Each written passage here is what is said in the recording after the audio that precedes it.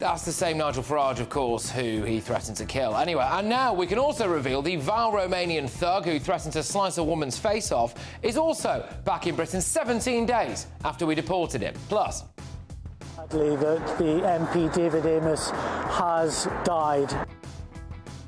3 years on from an Islamist stabbing MP David Amess to death, are we now in more danger than ever from radical Islam? And the Lord President, white. The Lord Justice Clerk, white. Every High Court judge, white. The Lord Advocate, white. politicians want to keep race baiting and You are the wrong one, the violent one, the weird one, whereas I am the chosen one. because of stuff like that, apparently Black History Month is now no longer enough. It has to be taught in schools all year round to prevent more riots. Is that just nonsense? Set out specific policies, not platitudes, ways in which we can regain the trust and the confidence of the British public. We're going to get rid of this Labour government. Maybe we weren't ready for the election, but they were not ready for government. Yesterday we had Robert Jenrick. Today it's the turn of Kemi Badenoch supporter Alex Burghardt MP. And what chance have we got if the police don't think Hezbollah are terrorists? So they were mourning leader of terrorist organizations. Your opinion is up to you, but that's... Plus, watch out, massive fatties, the Lard police are in town.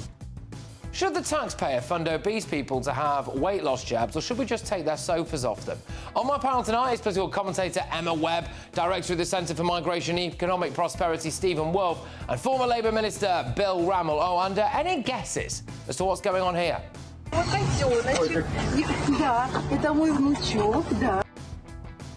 Get ready, Britain. Here we go.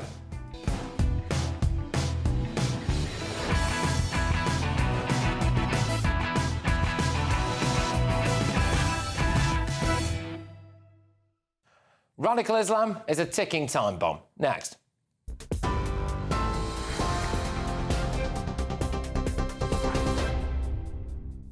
Good evening, it's 9 o'clock. I'm Lewis Mackenzie here in the GB newsroom. The Prime Minister and the Health Secretary have said new weight loss jabs could help boost the British economy and get people back into work. Wes Streeting suggested the latest medicines could be life-changing for individuals and would ease pressure on the NHS. But experts are insisting that the drug is not a quick fix nor a replacement for eating well and exercising, and should only be offered under medical supervision. A court has been told that Sarah Sharif had to wear a hijab to hide her facial injuries she received in the lead-up to her death. The 10-year-old was beaten with objects, burnt with an iron and bitten within the week before she died. Her body was found in an upstairs bedroom at her home in Surrey last year after her father, Irfan Sharif, called the police and confessed to the killing after fleeing to Pakistan. The minicab driver is on trial along with Sarah's stepmother and uncle. They all deny murder and causing or allowing the death of a child. The police officer who shot Chris Kaber has told the Old Bailey he did not intend to kill him when he open-fired. Martin Blake told jurors that he only intended to stop the car Kaber was driving and aimed for the centre of his body. Mr Kaber was shot in the head while driving in south-east London back in September of 2022. He died in hospital the next day. Mr Blake, a marksman for the Metropolitan Police, is accused of murder, which he denies. And it's been reported that the Prime Minister did in fact meet with Taylor Swift. The Sun are reporting that their meeting lasted around 10 minutes backstage after her concert at Wembley. They reportedly discussed the attack in Southport at a Taylor Swift-inspired dance class, which took place the previous month. This comes after the reported controversy surrounding the pop star being given an enhanced police escort by the Met. And finally, Thomas Tuchel has now agreed to become the new England manager. The former Bayern Munich manager, who also won the Champions League with Chelsea in 2021, will succeed Gareth Southgate and become England's first ever German-born boss. Well, those are your latest GB News headlines. I'm Lewis Mackenzie. More from me in an hour's time. For the very latest GB News direct to your smartphone, sign up to News Alerts by scanning the QR code or go to gbnews.com/alerts.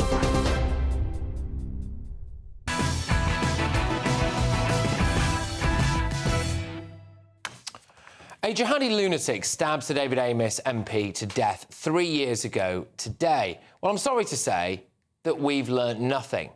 Ali Harbi Ali slaughtered an MP because he was an Islamist who supported Islamic State, and yet our MPs wanted to make it all about social media.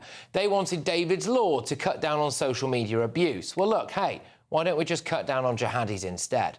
The head of MI5 has just warned us that Al-Qaeda and ISIS are on the rise again in Britain. We've seen appalling loss of life in Gaza and now Lebanon, and conflict spiralling in the wider region, with all the implications that brings for Middle Eastern and UK security. Today we are powerfully alive to the risk that events in the Middle East directly trigger terrorist action in the UK. I'll finish here with a terrorist trend that concerns me most: the worsening threat from Al-Qaeda, and in particular from Islamic State. Ex-Tory MP Mike Freer, who had to wear a stab vest at all times, stood down because he didn't want to be killed. We see open support for terrorist groups every single weekend, pretty much, on the streets. The only solution is jihad by the armies of the Muslim countries. Not by you and me, who we, what training do I have? There are people with arms in Egypt, in Pakistan, in Saudi Arabia, in Jordan, across the Muslim world. Our own police force apparently aren't educated enough to know what a terrorist group is. So they were mourning leader of terrorist organization. Your opinion is up to you, but Hezbollah is legally a terrorist organization. Again, sir, your opinion is your opinion. No, it's not my opinion. It's the opinion of the government. Okay, well, we're not allowed to take opinions. Yeah. Sorry? We're not allowed We don't take opinions. It's not an opinion. We're just here. It's not an opinion. It's a... That's your opinion, that it's not an opinion, okay? Yeah, I mean, honestly, like, what chance have we got, really? But anyway, you look on, don't you, and you see attacks in Europe, like in Songen, where at a festival of diversity, ironically, a 26-year-old Syrian asylum seeker stabbed 3 people to death. And we say, apparently, we want more of that. Englishman, Nigel Pasa, don't talk about me. You not know me. I come to England because I want marriage with your sister. Don't talk about me more. I gonna come to England. I gonna mother. Yeah, couldn't really be clearer there, could he? Just in case the Kalashnikov on his cheek didn't give it away. Later on in this show, we've got a bombshell new video, for want of a better phrase, from our friend Mudapasa, who is claiming to be in England and wanting to meet with Nigel. It'll be interesting to see whether or not the Home Office or indeed the police bother to respond to us on that one. But anyway, right this moment, that gun-loving illegal migrant, as I said, is telling the world that he is currently in England and wanting to meet Nigel. Our former Home Secretary, James Cleverly, he released this festive video last year. Happy Christmas, everyone. Don't get blown up by a jihadi. The message we're saying is that if people see something, if they're worried about something, if something doesn't look right, go with your instincts, contact the police. They're here to help, and they're here to make sure everyone can enjoy Christmas in safety and security. Christmas market there, done the old-fashioned way. Anyway, we've foiled more than 20 Iran-backed plots in Britain recently, yet we allow Iran to send radical hate preachers to an Islamic centre in London, which is accused of being Iran's nerve centre. We keep teaching kids how bad British history is and how we are the font of all evil. Then we wonder why 1 in 10 18 to 24-year-olds support Hamas. We've got votes in Parliament, haven't we, being dismantled simply because terrorists might attack MPs. I will do whatever it is to protect anybody in this chamber or anybody who works in this house. That is my duty of care. Yeah, I mean, I would politely ask what your duty of care to us is, because we're the ones as well who have to live amongst all of it, aren't we? But anyway, I have a theory, actually, as to why politicians don't want to address the Islamist terror threat, even when one of their own, sadly, is killed by it. Because they'd have to admit that they let the problem in and they allowed it to stay here. Let's get thoughts from my panel. We've got writer and broadcaster Emma Webb. We've got the director of the Centre for Migration and Economic Prosperity, Stephen Wolfe, and ex-Labour Minister Bill Rammell. Emma, do you think we've learned anything 3 years on from the Islamist slaughter of David Amess? No. I mean, we've seen even in the last general election campaign, particularly Labour MPs, being harassed by people who don't believe in the democratic system. This has been an ongoing problem. You mentioned there Mike Freer. I mean, this goes back a long way, but people have even forgotten about people like Stephen Timms, I think it was, who was stabbed, not fatally, luckily, by an Islamist. What about, the memory of PC Palmer, who was murdered outside of Parliament? So, no, I don't think that we've learned anything from this. And actually, the footage that you showed there of the police not knowing that Hezbollah are a terrorist organisation. I mean, how you can expect the police to be able to pull up people who are carrying things like, shouting slogans in Arabic or carrying placards that have terrorist implications. I mean, one of the pieces of footage you showed there was of the Islamist organisation Hizb ut-Tahrir. And actually, at the time, the police came out and they said, oh, well, jihad can have multiple meanings, implying that in this context, it meant spiritual jihad rather than armed revolution. So it's not even that we haven't learned anything. It's that things have gotten worse. And when I was watching back on some of the footage earlier today from the time when David Amess was murdered, and you mentioned there yourself the fact that everybody immediately started talking about social media. Even at the time in the mainstream media, nobody mentioned Islamism. It was so few and far between that anybody was willing to actually name what the threat actually was. It was hurty words on social media again. I want to believe that those police officers that think that jihad has got multiple meanings or refuse to accept that Hezbollah are a terror group are lying and not, in fact, thick as mints, because it's one of the two, isn't it? And it depresses me to think that it might, in fact, be the latter. Stephen, this Islamist threat that we've got here now, James Cleverly there, happy Christmas, everyone. When you're at this Christmas market and you're having your big German sausage there and you're out buying gifts for your family and friends, try not to get blown up by a jihadi. Why do we have to live like this?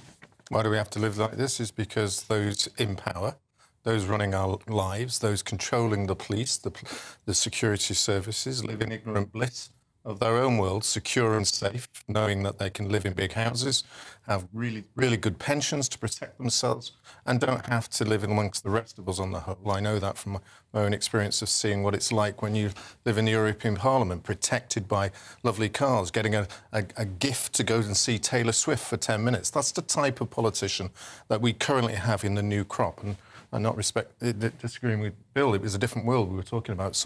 There were genuinely politicians who cared about where we were even a decade ago. But I don't think they do now. I think they're living deliberately and intentionally allowing this to happen because they're too scared and too weak to do anything about it. I see you shaking your head. I do want to put to you, just further on from what Stephen said there, about this notion that maybe politicians don't necessarily care too much about the rest of us. This is a new clip from today, which is our mate Majapasa, who has been documenting his trip across Europe. There's some contention about whether or not this chap has made it into England. We played a clip of it yesterday, which showed that he was been threatening to kill Nigel Farage, and he's got a Kalashnikov tattoo there, and he's been doing all the gun symbols and all of that. So anyway, he's obviously been watching the stuff that's been going out about him, and today he released this. I am in England and would be happy to meet you if you want, so you can see me in real life and explain to you who I am. So we'll play you the full version of that video at 10 p.m. But Bill, I mean, if that guy's managed to make it to Britain, there's a compelling case to the fact that our politicians do not give a toss about our safety. Do you know, I really don't think that is true. You say this isn't taken on and tackled by politicians. 17 years ago, as Higher Education Minister, I launched the guidance to universities about tackling violent extremism. And the most explicit threat within that was extreme Islamist violence. And we were explicit about that. Now, it's not just Islamist violence. You know, we had Joe Cox, who was killed by a far-right terrorist. We had David Amess, who was tragically killed by an Islamist extremist.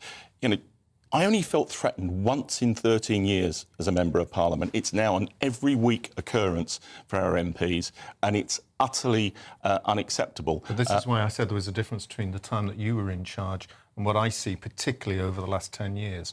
This kind of recalcitrance from them. They're too concerned about saying we're going to oppose illegal immigration, we're going to actually do something about it. I just fear that because there's so many of them, people have now come in from different countries, that they constitute a large voting bloc. They don't want to upset them. Stephen, I really don't think that's true. You know, 5 Labour MPs lost their seats at the general election because they were taking on the arguments put forward by extreme Islamists. And across government, and, you know, in the previous Tory government and in this government, there's enormous time and resources that go, for example, into the prevent strategy to tackle this stuff. Yeah, one of them lost his seat to a chap who had to fend off accusations that he was very, very close indeed with the man who was actually then arrested for terror offences during that campaign, which just, I think, slightly it paints a certain picture of the kind of individuals that were maybe standing in some of those seats. But do you feel as though our politicians just don't want to front up to it, and because they feel like they'd have to take some accountability? Do you think? I think part of it is it's almost become age old now that the same people who say Islamism and Islam are not the same thing are the same people who constantly conflate the two and accuse people of Islamophobia when they are trying to stand up against Islamism. And so even you have situations like you saw the interview recently of Robert Jenrick on Sky News with Kay Burley, who's constantly pressing on why he thought it was appropriate to wear a T-shirt that said Hamas are terrorists, which is the law of this country. He kept saying it over and over again, and she kept pressing on him on why is it appropriate? Why is it appropriate? As if it's offensive. Yeah. Offensive to who? Hamas. Offensive to the community of Islamists and terrorists that are in this country. So I think part of it is that people feel that it is insensitive. They're afraid of being called Islamophobic. There are many, many cases where and examples of people being afraid to call things out that they should have called out because they were frightened of being accused of some kind of racism. Where I live, there is quite a big Iranian community. And that is mostly people who came here decades ago and then relatives subsequently, etc. And I get stopped in the street. Believe it or not, quite a lot of them are GBNews viewers, so hello, everyone. But, they say to me, what the heck are you doing in this country? You've allowed the people that we fled from, you're allowing in. Yeah. They think we're mental. But look, you've got a really difficult problem here because both Hamas and Hezbollah are terrorist organisations and they are proscribed, and anyone who actively participates in their activities, undoubtedly the full force of the law can be used against them. But when you've got hundreds of thousands of young people, of a minority of Muslim communities, or people on the far left, or 1 in 10 who in a lukewarm sense say they support Hamas or Hezbollah, you know, if you locked all of those up, you'd be locking up hundreds of thousands of people. But we are willing to have it. 1 in 10 18 to 24-year-olds. This is survey taken, 3 years on from the death of David Ames. 1 in 10 18 to 24-year-olds in this country support Hamas. Abhorrent and wrong. It is abhorrent and wrong. How's it happened? Is it not an obvious correlation that as we've allowed large-scale migrants to come in with a different religion, different culture from all different parts of the world in the huge numbers that we have, that we've seen an increase of wanting to pulling down our statutes. We've seen an increase in 1 in 10 people supporting Hamas. We've seen huge numbers of people opposing the Jewish and Israeli communities on our streets in London. And at the same time, we have the leaders of our police ignoring the law of this land over things such as... But you see, that police video, I think, was a distortion. And, you know, hold on, too often people take video footage of people and take it out of context. I'll give you a personal example. I was canvassing about 6 months ago, knocked on a door, someone extremely concerned about what was happening in Gaza, and the daughter behind started photographing me. And I said, excuse me, what are you doing that for? She said, it's my human right. I said, it's my right to walk away. And that could have been used, clipped. But there is no context that explains what they're saying in that video that explains that away, because they are saying to him, very straightforwardly, it is your opinion that Hezbollah are a terrorist organisation. They don't even know in that video. And I think you've got young, inexperienced police officers who need better training. Fine. Thank you very much. Thank you. It is the bane of my existence. instance that we have to knock these chats on the head, but we do, unfortunately. Yes, look, I've got loads more coming your way. Again, I will say we've got that full video of our mate Mudapasa to bring to you at 10 p.m. But before that, it's time for the Great British Giveaway. If he's here, he can rent it. Anyway, it's time for the Great British Giveaway. Your chance to win the equivalent of having an extra £3 in your bank account each month for the next year, a whopping 36k in tax-free cash. Here's all the details of how you can make that money yours. This is your chance to win. Good luck. Good luck. Last night, we had Tory leadership candidate Robert Jenrick on. Tonight, it's the turn of Kemi Badenoch supporter Alex Burkhart MP. He'll tell me why Kemi would make a better leader. But up next, obese people are costing the taxpayer £11 billion every single year, with fatties taking an extra 4 sick days a year on average. Should the unemployed be given weight loss jabs like Ozempic, told to get back to work, or should we just take their sofas off them? Going head-to-head on that, political consultant Suzanne Evans and the actress Tina Malone. Don't move. Or do.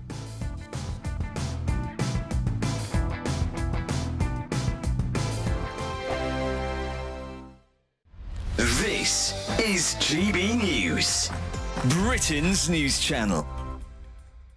Online dating apps are still the go-to for millions of British adults, with 1 in 10 using them to look for a romantic connection. Yes, are you one of them? Let us know. But with many apps introducing subscription fees and complex algorithms, the world of online dating has never been harder to navigate. So who better to join us to discuss this than Mr. Tinder himself, Stefan Pierre Tomlin. You have been dubbed Britain's best-looking eligible bachelor. Yeah, so this happened back in 2016. Got an email from Tinder, and it was like, "You're the most swiped man on Tinder." So just explain to us, for viewers who don't know, what is swiping? What does that mean on Tinder? Yeah, so on Tinder, the app, if you swipe left, that means you don't like the person in front of you, and if you swipe to the right, that means you like that person. Do you mind still being associated with that? It's a good thing. Well, I mean, yeah, it made me who I am now, and I love sharing how I was successful, and now I'm like a dating expert. What's your situation now? Are you with anyone? Are you still single, paying the bill? So I'm seeing someone at the minute. Things are going well, and I'm a dating expert, so I'm always giving advice to people. Does she know your title of most swiped? Of course, who doesn't? Yeah, it's quite hard. It's quite hard being the most swiped man on Tinder because you get a label on you. So I find it harder than anyone else, to be honest. And where did you meet her? That's the big question. At an event. So not on Tinder? Not on Tinder, ironically. So for all that trouble online, it's actually a real life rendezvous. Which, I mean, I have met people on Tinder in the past, and it has worked. Well, it didn't work, but yeah. I need to know how to do the famous Stefan Smolder. That camera is not a camera. That is your best friend, that's your lover. So you really smiles from the camera, so it goes like this. GB News, the People's Channel.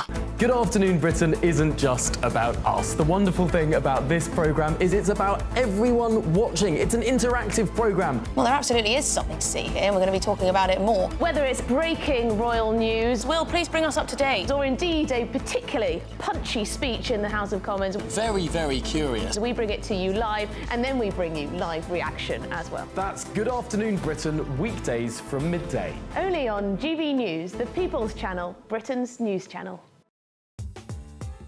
I'm Christopher Hope. From pop stars to politicians, I'll interview anybody in a pub who's got a political opinion. Join me every Friday on Spotify, Apple Podcasts, YouTube or gbnews.com, or wherever you get your podcasts. This is GB News, the People's Channel. Conservative MPs have finally chosen their top 2 for the leadership. And now, it's over to the members. Join me, Christopher Hope, on Thursday as Kemi Badenoch and Robert Jenrick are quizzed by Conservative Party members and myself at our GB News leadership event. And afterwards, join me, Patrick Christys, with a live studio audience and a star panel as we discuss what it means for the Conservative Party and what it means for you. Decision time, the race to lead, from 7 p.m. this Thursday, only on GB News, the People's Channel, Britain's news channel.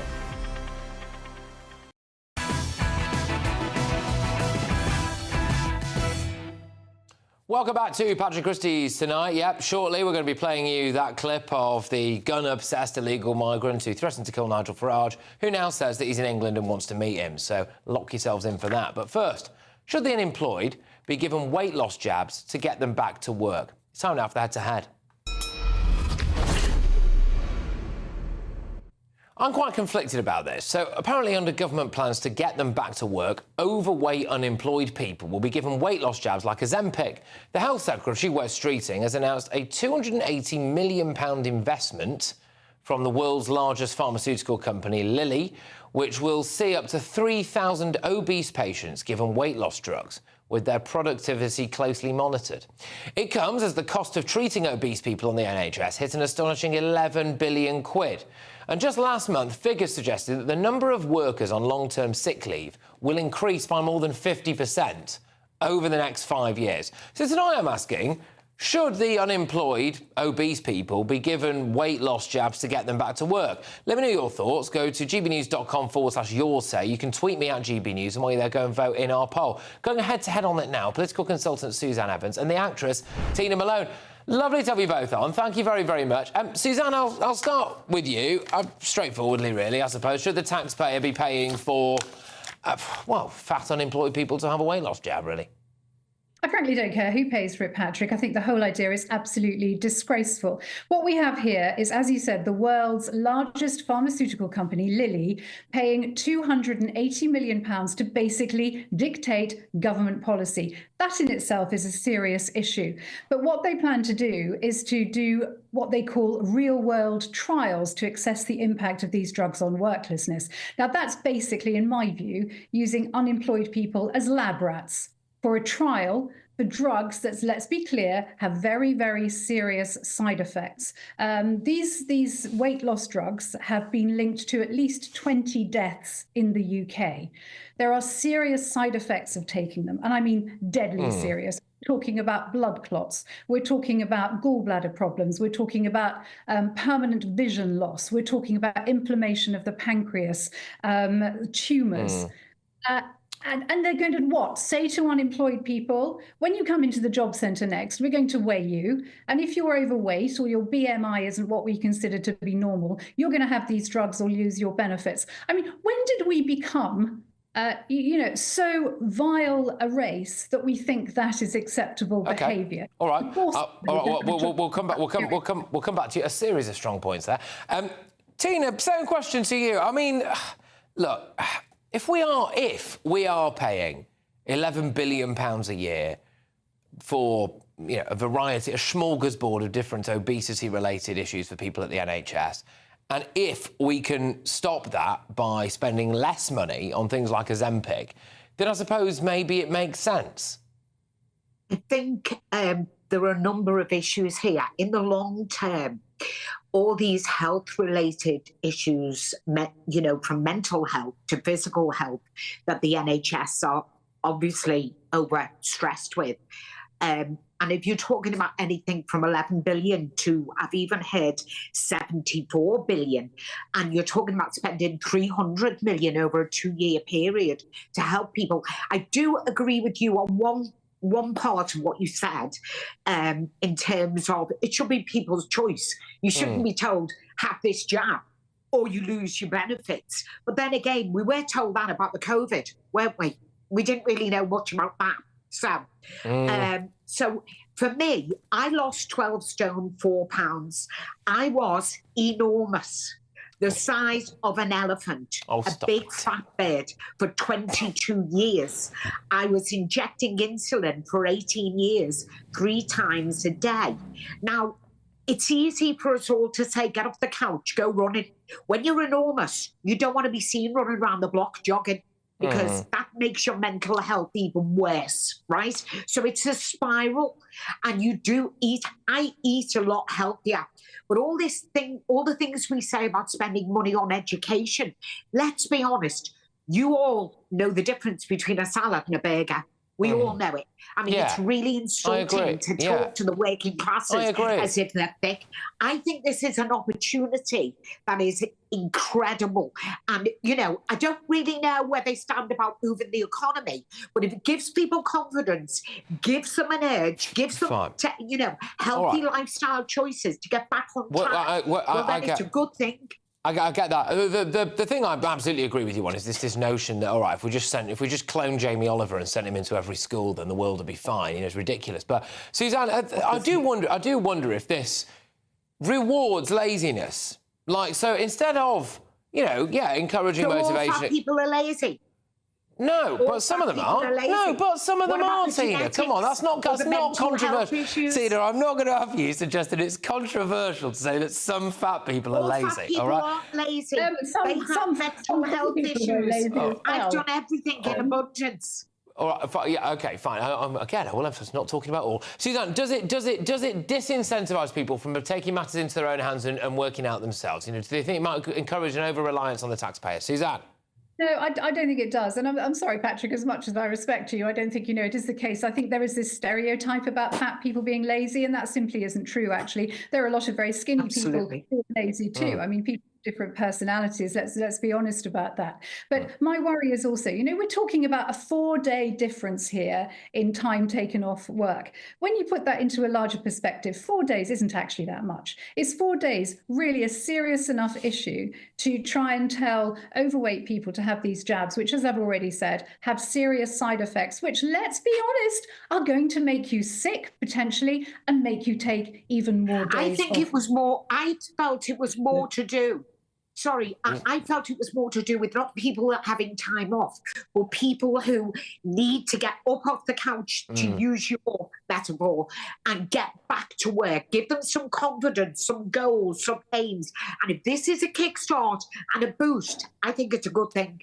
Yeah, no, go on, final words, yeah. Yeah. Let me tell you what I think would give larger people more confidence at work, is if we eradicated from our society this idiotic idea that they are lazy, that they are stupid, that they are overweight because it's their own fault. Get rid of the prejudice. I was never stupid or lazy, just fat. Exactly. A wonderful point to end the show on there, both of you. Thank you very much. That is political consultant Suzanne Evans and the actress Tina Malone. I always love having you both on. So great stuff. Thank you so much. Who do you agree with? Should the unemployed be given, obese unemployed, I should say, not everyone who's unemployed, that'd be loads of people anyway, be given weight loss jabs free on the NHS to get them back to work? Sean on X says, they need to diet and exercise. We shouldn't be using taxpayer money on something that might not work. Tracy says, just because they aren't fat, just because, I'm presuming that means just because they are fat, doesn't mean they can't work. Anyway, Alex says, we should provide incentives to work and to lose weight. If this works, it could save the economy. Your verdict is in. Right, I'm quite excited to see what the result of this is. 12% of you think that the unemployed who are obese should be given weight loss jabs. 88% of you say they shouldn't be given the weight loss jabs. Fascinating. Well, we'll see how this one plays out. Coming up, a school in County Durham has been forced into an embarrassing U-turn after an email was sent to parents telling them that the school's heating would be turned off on Friday to teach pupils about climate change. Yep, you heard me right. But this isn't hysteria. No. It's not climate change. It's just more, I think, of a danger to kids, isn't it? Former Tory MP Miriam Case certainly thinks so. She joins me next. And last night I did grill the Tory leadership hopeful Robert Jenrick. Tonight is the turn of a Kemi Badenoch supporter, Alex Burkhardt MP. He'll tell me why Kemi would make a better leader. Stay tuned. Hi there and welcome to the latest update from the Met Office for GB News.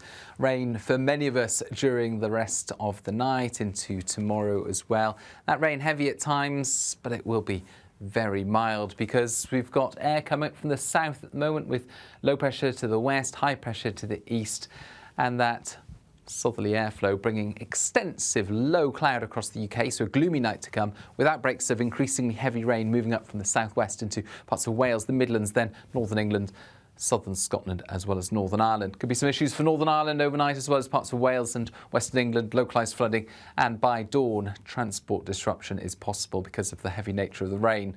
But it will be on and off rain and it's not going to be heavy everywhere, certainly for the far north of Scotland. That's where we're going to see the finest weather as we start off Wednesday. Caithness, Orkney, some bright spells, mostly dry, but for the rest of Scotland it's overcast, and we've got outbreaks of rain moving north. Some heavy rain around for Cumbria, into the Isle of Man, North Wales, as well as parts of Northern Ireland. Turning more showery across the rest of Wales and the southwest of England. And for much of the Midlands and the south of England, although cloudy, it is mostly dry. There will be some sunshine, though, making an appearance for parts of East Anglia, into the southeast, perhaps London. And as a result of that, well, temperatures will do remarkably well for the time of year, up to 20 to 22 Celsius. 15 to 18 further west, but not feeling very pleasant, with a brisk breeze and those outbreaks of rain heavy at times. By Thursday morning, the wettest weather is moving east and north. Clearer skies follow from the west, albeit with some showers for parts of Northern Ireland, Wales and Western England. Brightening up there for the east of the UK later in the day, but we've got relatively fresh air following after the rain, so temperatures will be starting to slip away. I'm Christopher Hope. And I'm Gloria Di Piero, bringing you PMQ's live here on GB News. Whenever Parliament is in session on a Wednesday at midday, we'll bring you live coverage of Prime Minister's questions. We'll be asking our viewers and listeners to submit the questions that they would like to put to the Prime Minister, and we'll put that to our panel of top politicians in our Westminster studio. That's PMQ's live here on GB News, Britain's news channel.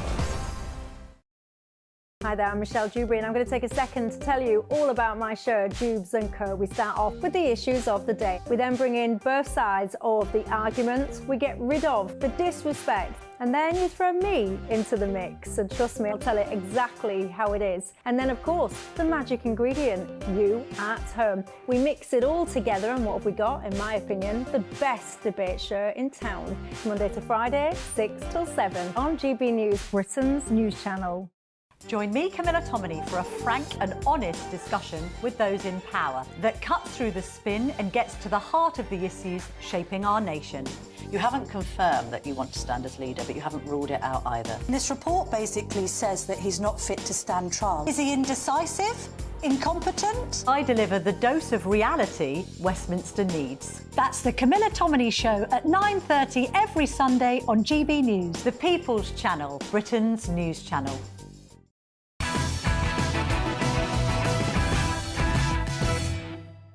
Yeah, welcome back to Badger Christys tonight. Coming up, is climate hysteria actually damaging kids' brains? I'm going to talk about that in a second. But first, I'm joined now by the Shadow Northern Ireland Secretary, Alex Burkhart. Now, Alex, thank you so much for joining us tonight. You are backing Kemi, aren't you? Yeah, I am. You will be lighting up our television screens on Thursday night, right here on GB News, as she does battle with Robert Jenrick. So why is she better than him?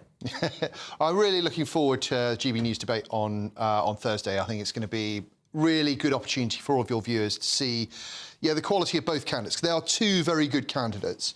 I've picked Kemi. We were elected at the same time in 2017.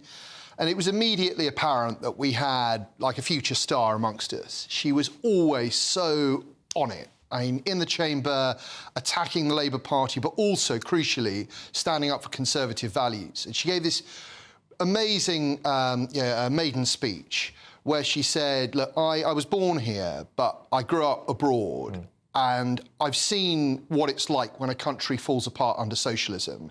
We can never let the left forget that, and we can never let that happen here. And it was sort of this moment where we thought, hold on, there's someone who's got the potential to lead us in the future. And I've just always been struck by how honest a politician she is. You see a lot of talented people in Westminster, but they're always trying to work out what the public want to hear and then repeat it back to them. Don't get that with her. Is there a criticism that maybe at times she's a bit too honest? And by that I mean that sometimes she can not put her foot in it, but say something a bit clumsily or a bit too direct, and that you end up in a situation where you're having to off for a few days in the media afterwards? Look, there are obviously lots of people who try and be very, very kind of over-careful, and she will always tell you what's on her mind and what she's thinking. Been a couple of things recently that I think have been taken out of context, but the maternity pay stuff. Yeah. I mean, the only point she was making is that there are a lot of small businesses in this country that are over-regulated, and if you want people to set businesses up, if you want people to take a risk, if you want to have entrepreneurs, I mean, my constituency is in Essex. We've got a lot of really great small businesses there. Some of them not so small anymore, and I'm always hearing about every little thing that the government is doing to get in their way. We shouldn't be getting in the way of those people who are starting up. We should be getting out of their way and giving them the chance to show what they should do. And that's the point she was making. OK, look, when it comes to the way that this race has been run so far, there are obviously different styles and different ways of doing it. But I do put it to you that Robert Jenrick has been everywhere. Absolutely everywhere. Desperate to get on media, non-stop, no matter where it is. He was on this show last night saying, I want to debate Kemi any place, any time, anywhere. Kemi didn't want to talk to anyone, it seemed, after the Tory party conference speech that she made. I believe I'm right in saying she went on holiday at the start of the leadership battle as well. She's not here tonight, as lovely as you are. Very kind, Patrick. We did Very offer her the nice, chance to be here tonight. Robert Jenrick was here last night. But she's going to be with you on Thursday, and she's... Kemi has been going around the country, all over the country, talking to Conservative members. It's Conservative members who are going to have the vote this month. We get the decision on, get the verdict on the 2nd of November, Saturday the 2nd of November. I'm sure you'll be covering it.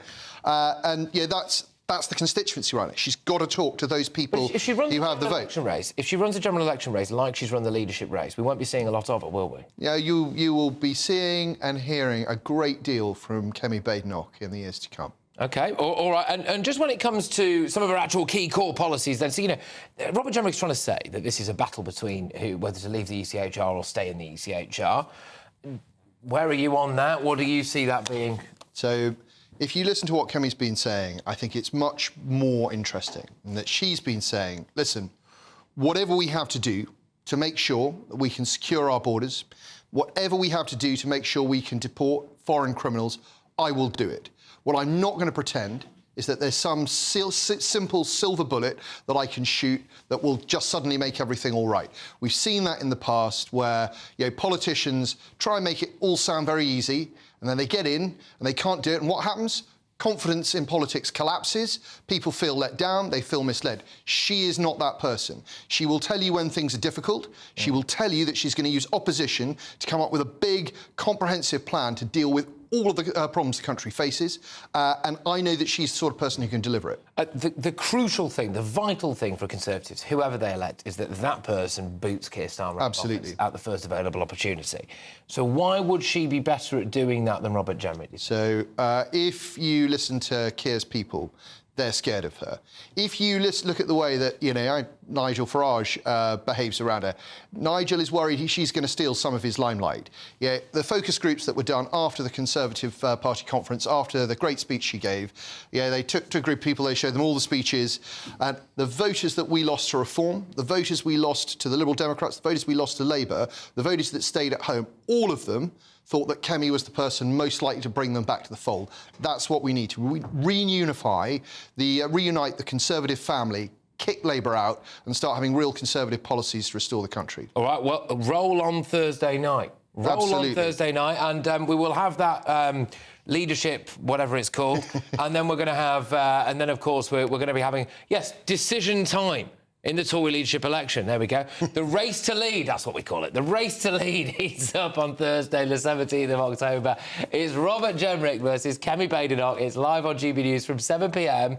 And then live reaction from my live audience and a panel of political heavyweights from 9 p.m. This very studio is going to be chock-a-block full of people that have decided to come in and have their say in the aftermath of all of that. Thank you very much. And thank you very much. Cheers, Patrick. Thanks very much. Take care. Coming up, yesterday we revealed this gun fanatic was apparently on his way to Britain.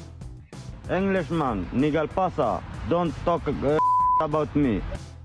Yeah, not great. Well, tonight I can exclusively reveal that he is saying that he's in England now, and believe it or not, he wants to meet with Nigel Farage. I am in England and would be happy to meet you if you want, so you can see me in real life and explain to you who I am. He's not got a new voice, he used a translation software. But, it's emerged that a violent Romanian criminal snuck back into the UK after just 17 days. I mean, shocking stuff, isn't it? Has Britain become a safe haven now for foreign criminals? That's going to be my take at 10. But up next, a school in County Durham has been forced into a quite embarrassing U-turn because they sent an email to parents informing them that the school's heating was going to be turned off on Friday to teach pupils about climate change. But that backfired in a big way. And actually, I want to know, is this climate change hysteria actually damaging kids' mental health? Stay tuned for Miriam Cates.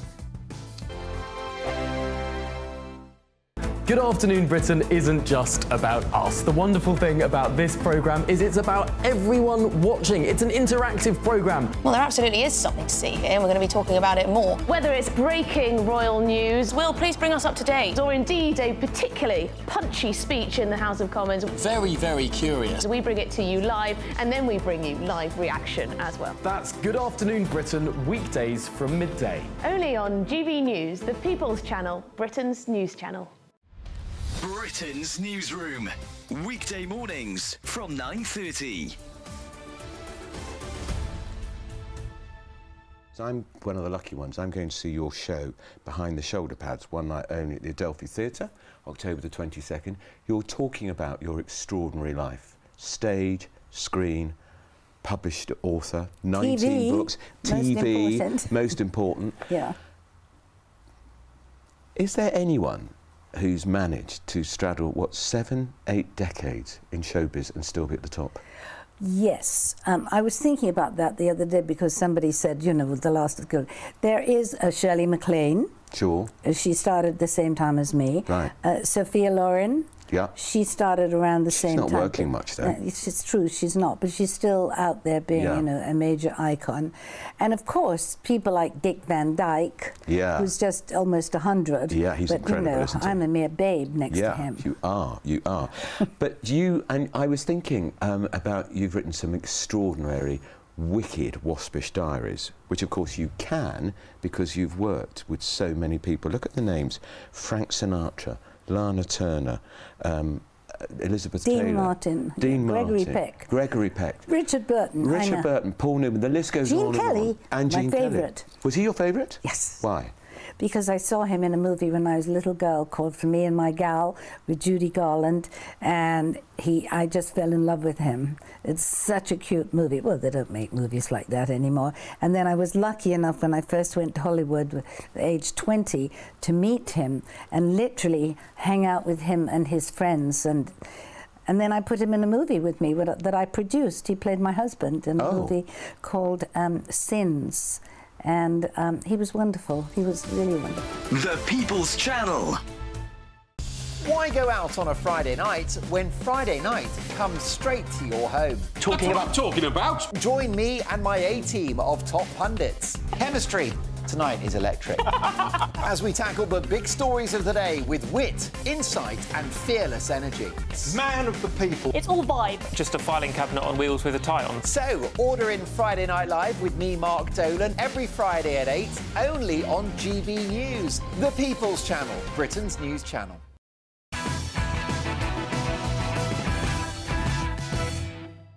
Welcome back. So, a secondary school in County Durham has been forced into a humiliating U-turn after an email was sent to parents informing them that the school's heating was going to be turned off on Friday to conserve energy. Now, the email sent out to parents at Walsingham School read, "On Friday the 18th of October, our school will be taking part in a Blue Nose Day. This will entail the heating being turned off throughout the school day to conserve energy. We're doing this to help reduce our school's carbon footprint and raise the importance of being more sustainable." But after a vicious social media backlash, with the school accused of putting kids' health at risk and whipping up climate hysteria, the school's now backtracked and cancelled the Blue Nose Day event. In an email today, they said the date was carefully chosen by looking at average temperatures by month and short-term weather forecasts indicating a temperature in Walsingham of around 15 degrees Celsius. After careful consideration and speaking to several parents regarding their concerns, the Blue Nose Day will now not go ahead as planned. The school has rescheduled the Blue Nose Day. Oh, my gosh, I didn't know this. For summer next year. So we're not going to turn our heating on. What? OK, all right, fine, move on. I'm joined now by former Tory MP Miriam Kate. Miriam, do you think that climate hysteria is damaging children's mental health?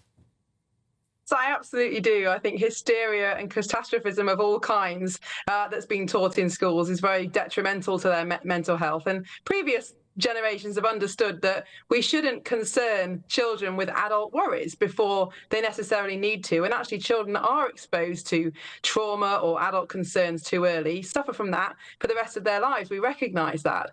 So this kind of mission creep in schools, where they've gone from teaching established knowledge and understanding that there's consensus for across the society to being more kind of social activists, is actually really concerning, because it isn't just climate change, although that seems to be one of the main concerns of schools now. It's all sorts of other things: decolonisation, telling white children that they're racist, all these kind of things, teaching children to doubt and hate their cultural inheritance, which is bad for children and bad for society. Yeah, I mean, just so we're clear on this, basically, schools teach children that there is, you know, a really aggressive climate change, that if we don't do enough to stop, is basically going to kill us all. They also teach them that we're not doing enough to stop it, and this is a problem, which could very easily allow young children to think that they're all going to die soon. Do you think that needs to be stopped?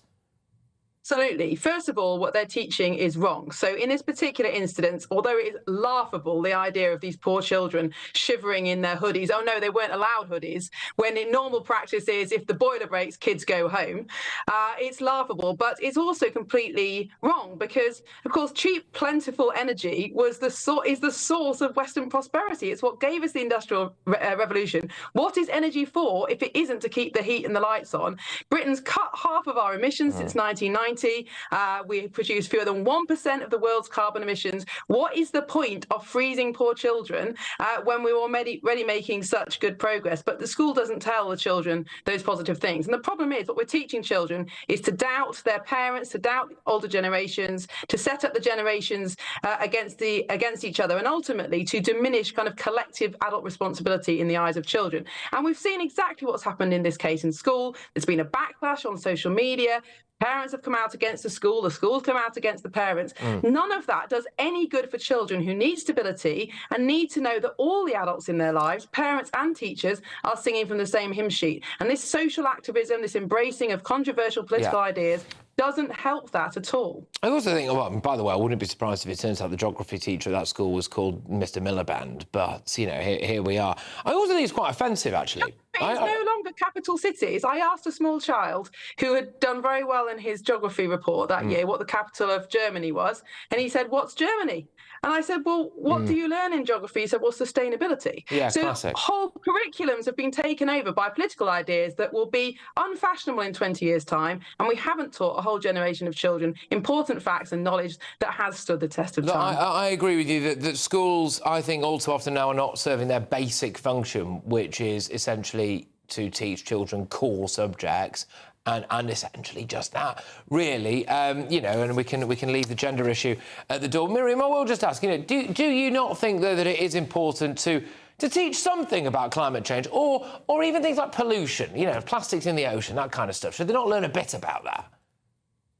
Absolutely, and there's a role for that in science, I think, as well as in geography, because obviously a lot of these are chemical ideas and chemical theories, and absolutely there is, but they should also be taught alongside the other history of it, which is that a lot of predictions that climate fanatics have made over the last 40 or 50 years haven't actually come true, and that the world has made extraordinary progress in decarbonisation, particularly this country. But I think we should just be careful about the age at which we teach children these things, because we don't want to worry children, we don't want to make them frightened, and we don't want to set them against their parents and grandparents. So I think some of these concerns and discussing these issues are more for older children, and we should not be telling 6-year-olds that the dolphins are dying and the planet's going to end. No, but also maybe for a little bit of balance, they could teach the children about how, unfortunately, old people are going to freeze to death in their own homes this year because we're refusing to drill the thing that we're sitting on top of, or frack the thing that's there in the floor, etc. You know, ridiculous. Anyway, Miriam, look, thank you very much. Always a delight.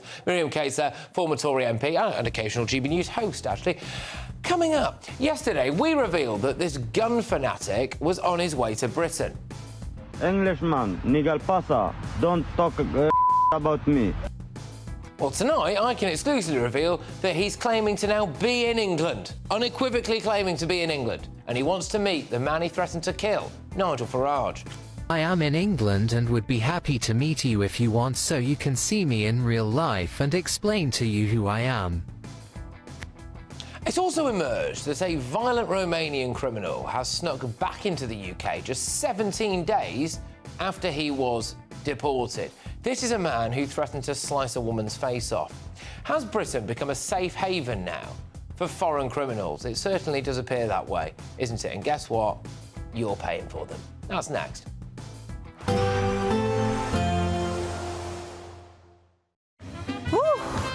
A chilly start will give way to a lovely, warm afternoon. Boxed heat pumps, sponsors of weather on GB News. Hi there and welcome to the latest update from the Met Office for GB News. Rain for many of us during the rest of the night into tomorrow as well. That rain heavy at times, but it will be very mild because we've got air coming from the south at the moment with low pressure to the west, high pressure to the east, and that southerly airflow bringing extensive low cloud across the UK, so a gloomy night to come with outbreaks of increasingly heavy rain moving up from the southwest into parts of Wales, the Midlands, then northern England, southern Scotland as well as Northern Ireland. Could be some issues for Northern Ireland overnight as well as parts of Wales and Western England, localised flooding, and by dawn transport disruption is possible because of the heavy nature of the rain. But it will be on and off rain and it's not going to be heavy everywhere, certainly for the far north of Scotland. That's where we're going to see the finest weather as we start off Wednesday. Caithness, Orkney, some bright spells, mostly dry, but for the rest of Scotland it's overcast and we've got outbreaks of rain moving north. Some heavy rain around for Cumbria, into the Isle of Man, North Wales as well as parts of Northern Ireland. Turning more showery across the rest of Wales and the southwest of England, and for much of the Midlands and the south of England, although cloudy, it is mostly dry. There will be some sunshine though making an appearance for parts of East Anglia, into the southeast, perhaps London. And as a result of that, well, temperatures will do remarkably well for the time of year, up to 20 to 22 Celsius. 15 to 18 further west, but not feeling very pleasant with a brisk breeze and those outbreaks of rain heavy at times. By Thursday morning, the wettest weather is moving east and north. Clearer skies follow from the west, albeit with some showers for parts of Northern Ireland, Wales and Western England. Brightening up there for the east of the UK later in the day, but we've got relatively fresh air following after the rain, so temperatures will be starting to slip away. Expect a warm front, moving from the kitchen right through to the rest of the house. Boxed boilers, sponsors of weather on GB News. There's only demand. Good luck. Weekdays on GB News. Wake up to breakfast every day from 6 a.m. Followed by Britain's newsroom at 9:30. At noon, it's Good Afternoon Britain. Followed by Martin Daubney from 3 p.m. Only on GB News, the People's Channel, Britain's news channel. I'm Christopher Hope. From pop star to politicians, I'll interview anybody in a pub who's got a political opinion. Join me every Friday on Spotify, Apple Podcasts, YouTube or gbnews.com, or wherever you get your podcasts. This is GB News, the People's Channel. In the GB Newsroom, we bring you the news as it happens. With our team of dedicated journalists across the UK, we're ready to keep you up to date with what's happening every half an hour, every single day. Bulletins here on GB News, the People's Channel, Britain's news channel.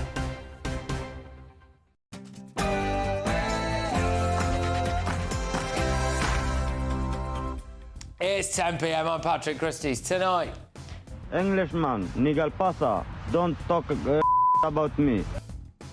yesterday, we revealed that that gun fanatic was apparently on his way to Britain. Well, today we can reveal that he says he's not dangerous. We don't need to worry. He is now in England, apparently, and he wants to meet with the man he threatened to kill, Nigel Farage. I am in England and would be happy to meet you if you want, so you can see me in real life and explain to you who I am. And we can also reveal the vile Romanian thug who threatened to slice a woman's face off. He's back in Britain 17 days after we deported him. Plus, the Lord President, white. The Lord Justice Clerk, white. Every High Court judge, white. The Lord Advocate, white. Politicians like him apparently want to keep race baiting, and you are the wrong one, the violent one, the weird one, whereas I am the chosen one. As a result of stuff like this, Black History Month is apparently now no longer enough. It has to be taught in schools all year round to stop more riots. Is that just madness?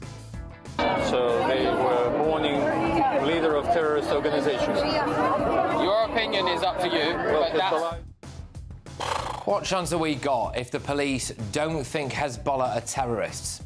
On my panel tonight, with all the front pages shortly, is political commentator Emma Webb. We've got the director for the Centre of Migration and Economic Prosperity, Stephen Wolfe, and former Labour Minister Bill Rammell. Oh, and any guesses for what's happening here?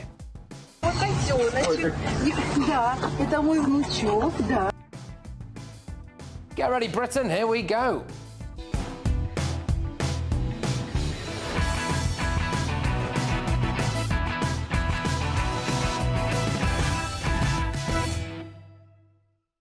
Britain is clearly a safe haven for foreign monster criminals. Next.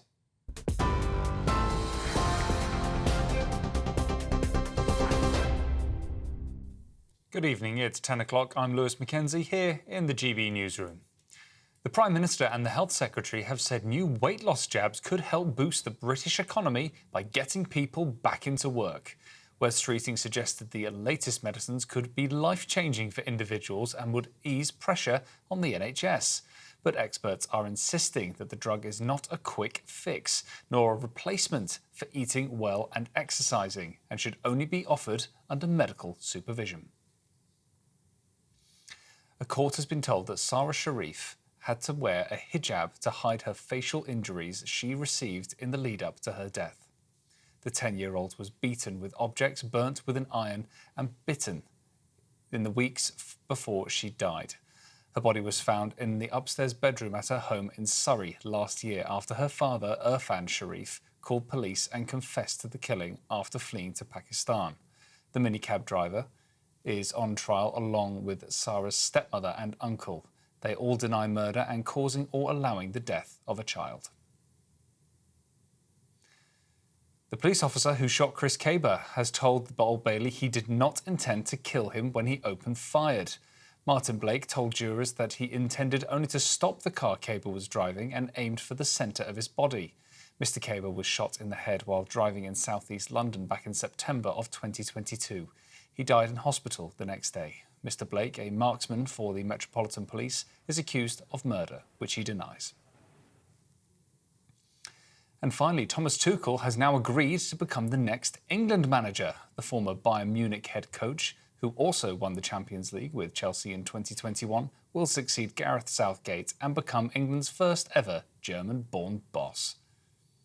Well, those are your latest GB News headlines. I'm Lewis Mackenzie. More from me in an hour's time. For the very latest GB News direct to your smartphone, sign up to News Alerts by scanning the QR code or go to gbnews.com/alerts.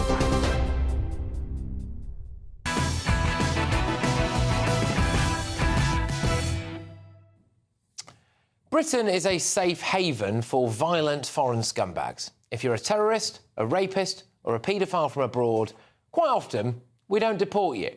And if you're a gun-obsessed lunatic who's made threats to kill, there is apparently every chance that we'll still let you in. Englishman, Nigel Pasa, don't talk about me. You not know me. I come to England because I want marriage with your sister. Don't talk about me more. I gonna come to England. I gonna mother. So, believe it or not, he is actually addressing that video to Nigel Farage. OK, so I would interpret pop as threats to kill. That's just me. So that is Madda Passa. And tonight we can reveal that he's released another video. And in this video, he claims that he's in England and he wants to now meet with Nigel Farage. He also wants you to believe that he's not, in fact, dangerous.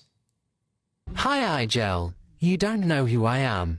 I know that someone has given you the wrong information about me, that I am dangerous and that I am on my way to England.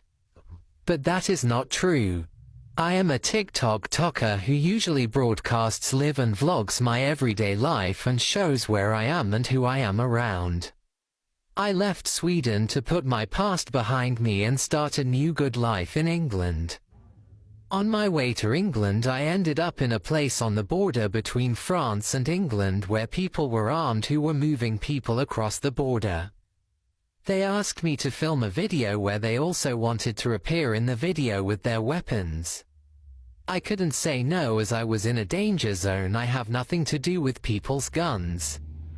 Don't spread wrong info about me. I am in England and would be happy to meet you if you want so you can see me in real life and explain to you who I am. Oh, I want to say something. I do like this. This is my character, my mother pasa, eagle pasa. All people, all my followers, he like. Yeah. So, look, I am fully aware, by the way, that you can see what appears to be a bit of a tent behind him there when the video cracks up a bit. A lot of people are saying, well, that means he's still in Calais or northern France. And he may well be. He may well be. All I can show you is the video he's put out there. We showed you videos yesterday which appeared to show an Asda supermarket in Bournemouth and another one that was geo-tagged with him saying that he was in London. That's all we can go off. And like I said, I just played you that there. Now, the Home Office, who we've approached again this evening, don't really want to know. We did contact the police twice today. Again, they have not bothered to get back to us. But, yeah, there we go. He did mention there, though, that he was just surrounded by other people's guns, that he doesn't like guns himself. He's got one tattooed on his face. He doesn't like guns himself. But we've also seen a video of him with a gun in his tent, so...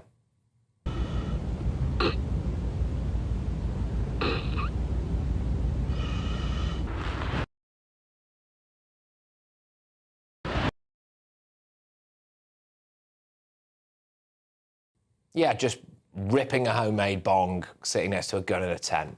I mean, he's not dangerous in any way, shape or form, is he? Anyway, another example of the fact that we don't clearly have a border at all is today's person. It is Dragos Henter. He was sent to prison and then deported from Britain after a campaign of sickening abuse against a woman that saw him pin her down in a restaurant at knife point and threatened to slice her face off. He said that he wanted to make her look like the Joker and would cut her up with a screwdriver if she ever spoke to another man. Can you guess what happened? Well, 17 days after we deported him, he was arrested for drink driving in Dundee. So he just paid someone 10 grand to bring him back to Britain, and he went right back to where he'd been abusing that woman for 4 years. When police got hold of him, he told them that he'd just come back again if we deported him. And he will, won't he? Because we'll let anyone in. Look, the Great Britain that people fought and died for has been turned into a playground for foreign criminals. Let's get our thoughts on my panel this evening. We've got writer and broadcaster Emma Webb. We've got the director of the Centre for Migration and Economic Prosperity, Stephen Wolfe, and former Labour Minister Bill Rammell. Emma, where to start? Our mate Madapasa. So that's the thing there of him saying he's not a threat, but he's in a tent with a bong and what appears to be a gun. Would you let him in? I mean, there are others like him, I'm sure, who are here, and of course we shouldn't be letting in people like that, like you pointed to there, you know, saying he doesn't like guns and he's got a Kalashnikov tattooed on his cheek. I mean, he's lying like a child lies, and actually that's how we're being treated, with contempt by foreign criminals who treat us as if we are gullible adults who will give them anything that they want.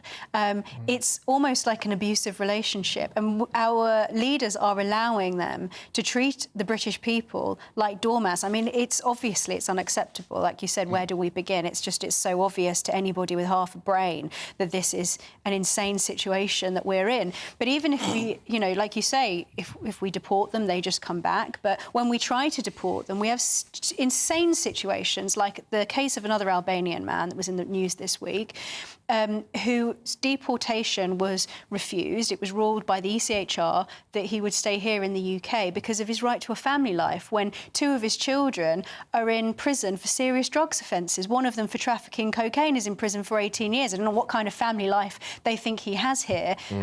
I'd say just deport them all to Albania. But the point is that we are so unbelievably paralysed that people are just, they're taking the mick. Look, Madha Passa could be a tremendous test case, Stephen, because he's made threats to kill Nigel Farage. He's now trying to pass that off as, I just do the brat because my TikTok followers like it. You know, we've played you quite a bit of stuff of our mate Madha Passa. If he comes to Britain and he is indeed found to be from Afghanistan, then conceivably we wouldn't be able to deport that man, would we? That's right. I mean, he sounds like he wants to be a great rap star, Madha Passa, and a great harasser who trained in a madrasa. You know, I don't know. Call me old-fashioned. Some noise outside. I think that's positive. Call me old-fashioned, but when you get a man like that, you just don't want him in the country in the first place. No. And this is why I say that, to a certain extent, there has to be a consideration about whether we withdraw ourselves from the European Courts of Human Rights. We have to assess how those laws have been implemented into our common law and come through our judiciary to give ourselves the weapons and the capability of being able to remove them much more quickly. Otherwise, we'll continue to see them coming in. And it's a danger. I mean, if I was Nigel Farage, I would actually be quite frightened if this man comes in, because I don't believe the pop was something he was doing for TikTok. But not just Nigel Farage. I mean, if the guy's got a gun tattooed on his face, don't let him in the country. It's really not that complicated. Bill, go on. Well, what's your hot take on Madha Passa? I've actually got a question mark about whether it's for real. And never underestimate that, you know, the Russians, for example... Never underestimate how charitable you can be. No, who put out stuff that is fake news and completely untrue. That's got several elements that strike me as untrue. But if he's for real, of course he shouldn't come into this country. And the second case you talk about... it's horrifying. But, you know, when I was on your show last week, I was highlighting the fact that actually under this government, we actually launched the biggest deportation flight in history, 200 people to Brazil, Bill, and there have been others... It doesn't matter because they just come back. Well, our Romanian lad there was a 4-year campaign of horrific domestic abuse against a woman who threatened to carve her face open, all this stuff. We put him in prison here for a bit. When he's in prison, he has his sentence extended because they found him with a load of SIM cards, which you're not supposed to have in prison. We then deported him to Romania, 17 days. He's found 10 grand from somewhere, obviously vulnerable, 10 grand from somewhere. He's back here again, drink driving around Dundee, and he said he'll just do it again. So we can deport them all we like, but we'll let him back in because we've got a border, Bill. But you know what would really help us to tackle cases like that? And to enforce it, identity cards. Now, this is where there probably won't be consensus, but if you actually had identity cards in this country, you'd be much better. How would that stop someone who throws their ID into the channel? It wouldn't. And but it would stop him getting access to a whole range of things that other people in the country do because he wouldn't have identity. We're having to change our history and culture to satisfy these people who don't appreciate our history and culture and absolutely ignore it. And I think one of the things that's really fascinating is how the Labour government turned around and said, we don't believe that Rwanda was a deterrent. And yet what have we just heard over the last few days from the European Union? Von der Leyen even considering that they need to have Rwandan-style schemes in Rwanda. No, but that's about offshore processing. It's not about people sending people there permanently. But that's the Albanian model that they're doing in Italy. Can I just say, look, we've got this aspiring rap megastar, Madha Passa. It's probably only a year before he's on Strictly, actually, at this rate. But anyway, so it's the ones we don't know about. Right, and you know, if that guy seriously is thick enough that he thinks that he can put TikTok, he can document his journey across Europe, seemingly be pictured ripping a bong in a tent with a gun in what appears to be northern France, and then he's obviously absolutely still confident. But we're going to let him in. He wasn't the first TikTok migrant to come across on the channel. If you remember, about 18 months ago, there was that couple. They were actually videoing themselves on the boat as they came across on TikTok. What happened to them? Yeah. They seem to disappear into the ether. But it just begs the question, though, Emma, doesn't it? You know, what are we paying the French for? If that bloke is sitting in a tent, whether or not he's here, I don't know. We don't know. We've only got what he's saying and some of the videos he's put out. I've not, well, you think you'd recognise him if you bump into him in the street, wouldn't you? Which has not happened. But, what are the French doing? You've got a bloke there wandering around, and he's openly saying in the other video, these guns, lads, they weren't mine. It was just all the other people in Calais with the guns. Well, what are the French at? Well, it's like bailing, like you were saying, we've got no border. It's like bailing water out over a wire fence. It just comes straight back through again. The situation is ridiculous. And I think, this guy, I'm more cynical than you are. I think he's done this video, so, this might not play very well when I actually do manage to get into the UK. Or maybe once he's here, he thinks, this might get me into trouble because it looks like I'm threatening somebody's life in this country that I now want to make my home. Yeah. And so he's decided I'm going to just lie like a child would lie with some ridiculous story about why I didn't mean it, etc., etc. And as you say, there's another video where he's got a gun in the background, whatever. But I think people know they can take the mick because they have taken the mick, and because we know the French don't do anything. We don't effectively have a border. And to your point about identity cards, do you really think that identity cards are going to stop Albanian criminal gangs? I don't think so. It can be a contributor to the solution. And if he's for real, and I still think there's a question mark about that, then the authorities need to hit him for six and tackle him. The solution is not identity cards. The solution is deporting people. Absolutely. And this government has deported more people on one flight in history. And they come back in again. No. You've got one case where people come back in. Can I ask on this, though? Yeah. As it currently stands, under this government, Madha Passa rocks up, right? Yeah. He's in Dover, right? And he would be allowed to claim asylum. He would be allowed... And then he'd have to be assessed. And then he'd have to be assessed. Yeah. Then we could reject him, and he can appeal. And then we could reject him again, and then he could become a devout Christian, and then he can stay. So what is this government going to do to stop that? Well, we're going to do what the last Labour government did, which was significantly increase the processing of asylum claims and reduce the numbers. And in terms of deportations, we deported about 33% more people per year than the last Conservative government did. That's only reducing the numbers on the claimant list. And when I look through the numbers of 2000, 2001 and 2002, which was 103,000 asylum applicants in 2001, which was roughly the number, slightly more than that, we still allowed about 60%, but there was 40% who were rejected.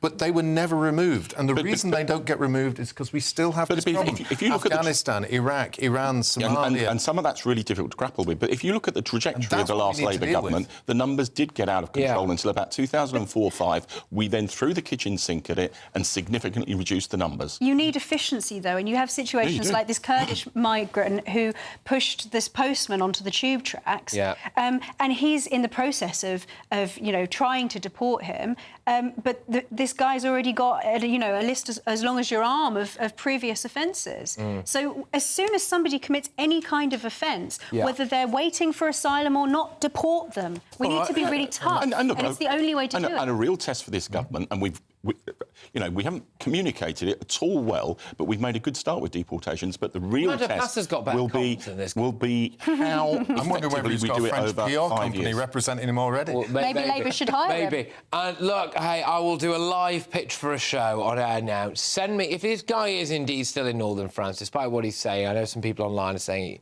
may be, and he might be, right? If he is, send me to Calais.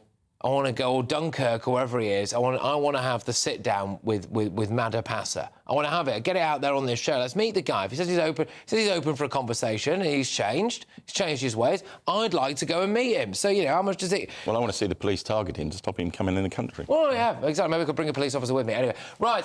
Talking of giveaways, you might need one. Yeah. Turns out Madha Passa's not changed, and I'm in real trouble, actually. Anyway, time for the Great British Giveaway in the most aggressive handbrake turn so far. Stiff competition now. Your chance to win the equivalent of having an extra £3 in your bank account every month for the next year. A whopping 36 grand in tax-free cash. Here's how you can make that money yours. This is your good luck. OK, coming up, I'll bring you the very first of tomorrow's newspaper front pages. But first, do you remember this? The Lord President, white. The Lord Justice Clerk, white. Every High Court judge, white. The Lord Advocate, white. I'm obliged to say that's the same colour as his P45 was as well. The former Scottish First Minister Humza Yousaf back doing what he does best, demonising white people. He's called for Britain's colonial past to be mandatory teaching in schools. He's not the only one. The campaign group Black Curriculum want Black history to be taught in schools all year round, not just for the month. And they also think that the summer riots were a consequence of relegating the subject to just 1 month's worth of teaching. So, should it be mandatory? And, well, did it cause the riots? The former chairman of the Black Police Association, Leroy Logan, he's going head-to-head with the Tory councillor and teacher, Ron Mushiso. That's next.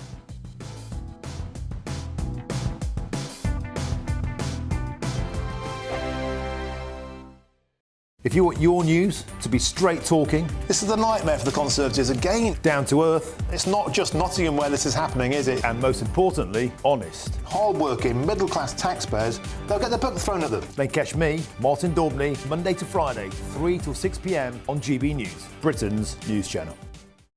Join me, Camilla Tominey, for a frank and honest discussion with those in power that cuts through the spin and gets to the heart of the issues shaping our nation. You haven't confirmed that you want to stand as leader, but you haven't ruled it out either. This report basically says that he's not fit to stand trial. Is he indecisive? Incompetent? I deliver the dose of reality Westminster needs. That's the Camilla Tominey Show at 9:30 every Sunday on GB News, the People's Channel, Britain's news channel. Every Saturday, 10 till 12, we'll bring you all of the news that you need to know. We'll also remind you that there is so much to smile about. It's my favourite time of the week. I get to relax, enjoy some light-hearted stories, and let Ellie teach me about fashion too. That's Saturday Morning Live, every Saturday, 10 till 12. Only on GB News, Britain's news channel. Sunday with Michael Portillo from 11, only on GB News. It seems that the younger generation's interest in literature is waning. Academics argue that educational policies have failed to encourage reading for pleasure, contributing to declining numbers of English literature students and a shift towards young adult books rather than classic novels. According to 2023 figures from the National Literacy Trust, the number of 8 to 18-year-olds who say they enjoy reading has sunk to its lowest level for almost 20 years, with a quarter fewer reading each day over that same time period. To share more with us about this topic, I'm joined now by the journalist Charlotte Lytton. Charlotte, welcome back. Lovely to talk to you again. Tell us your perspective on this issue. What is happening? Well, speaking to academics, we can't deny, it seems, that there is a big problem here, and it starts right at school. As you read there, young children simply don't enjoy reading for pleasure as they did before. We can't deny that is also a massive part because of smartphones, because kids now are faced with all of these things vying for their attention. They just don't have to sit down and entertain themselves with a long book and nothing else as they did before. As we see from those figures with people going to study humanities at university, the decline is just going all the way because people simply are not interested in reading for pleasure as they were. Do you get any feeling that education policy or that teachers are taking steps to counter this? Well, there is a review of the curriculum going ahead right now, but school is a huge part of it. One of the things that has come up in this conversation is whether teachers now are dealing with crowd control, which means they can't simply encourage reading for pleasure because they're simply trying to get a hold of the students they have. GB News, the People's Channel. Nightmare commute. Kick it up a gear with GB News Radio. You can listen online and on DAB+ and on the GB News app. We're also on TuneIn and the Radio Player apps. From the school run to rush hour, get revved up with GB News Radio. We are the People's Channel, Britain's news channel.